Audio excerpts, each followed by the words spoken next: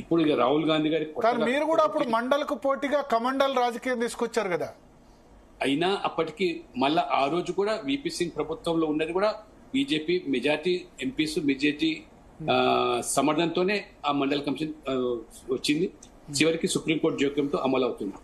కానీ దురదృష్టం ఏంటంటే మీరు సపోర్ట్ చేశారా అప్పుడు మీరు 2011 లో ఒత్తిడికి తట్టుకోలేక మరి సెన్సస్ జరగాలని చెప్పి ఆ రోజు మరి సుష్మా స్వరాజ్ గారు, అరుణ్ జైట్లీ గారు, రాజ్నాథ్ సింగ్ డిమాండ్ చేస్తే చిదంబరం గారు హోమ్ మినిస్టర్ దాన్ని క్యాస్ట్ బేస్ సెన్సస్ కాకుండా ఒక గ్రూప్ ఆఫ్ మినిస్టర్స్ తో సర్వే చేయించారు.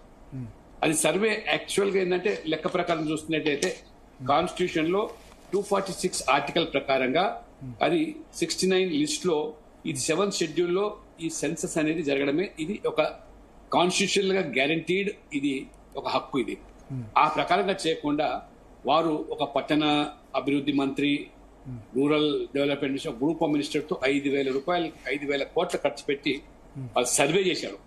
సోషియో ఎకనామిక్ క్యాస్ట్ సెన్సస్ అనేది చేశారు. అది సెన్సస్ కాదు, అది యాక్చువల్ గా జనాభాతో చేసినటువంటి సెన్సస్ సర్వే చేశారు.